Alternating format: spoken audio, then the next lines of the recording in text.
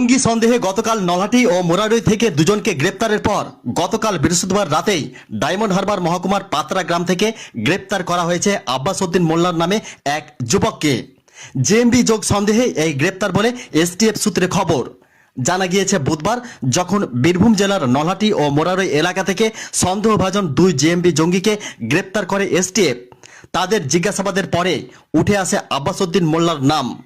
এরপর তৎক্ষণাৎ ডায়মন্ড হারবারের বিশেষ অভিযান চালিয়ে তাকে গ্রেপ্তার করা হয়।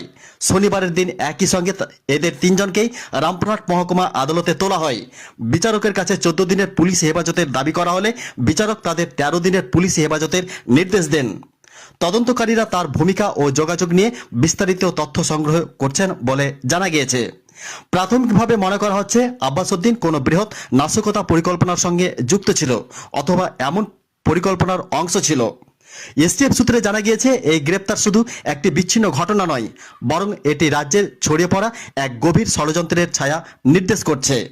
তদন্তে ধৃতের মোবাইল, সামাজিক যোগাযোগের মাধ্যমের তথ্য, আর্থিক লেনদেন সবকিছু খতিয়ে দেখা হচ্ছে। Bureau report, Nalhati news express. Actually total arrested accused হচ্ছে 3 জন। তো গতকাল দুজনকে প্রডিউস করা হয়েছিল, তো ওদের আজকে পিসি হিয়ারিংয়ের জন্য ফিক্সিং ছিল, আর আজকে ফ্রেশ একজন অ্যারেস্ট হয়ে এসছে। এবার বেসিক্যালি যেটা এসটিএফ এটা ইনভেস্টিগেশন করছে অ্যাট প্রেজেন্ট, এবং ওদের কাছে একটা লিডস ছিল। তো অ্যাক্টিং আপন দ্যাট লিডস ওরা মুরারই থানার অন্তর্গত চাতরা এবং নলহাটির থানার জুরিসডিকশনে চণ্ডীপুরে ওনারা একটা রেড কন্ডাক্ট করে, এবং ওনাদের যে প্রিমাইসেসগুলো ছিল সেগুলো সার্চ করার পর কিছু ইনক্রিমিনেটিং আর্টিকেল ওদের পজিশন থেকে পাওয়া যায়, এবং তার বেসিসে ওনারা অ্যারেস্টও হয়।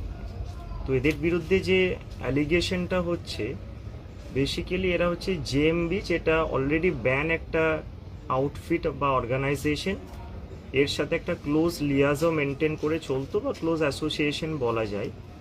তো অ্যাকচুয়ালি এদের কাজ ছিল যে বিভিন্ন যারা র্যাডিক্যালাইজড ইউথ যারা, তো তাদেরকে মোটিভেট করা এবং ওদের মেম্বারশিপ করানো বা ওদেরকে ইনক্লুড করা ওনাদের যে প্রপাগান্ডাটা ছিল।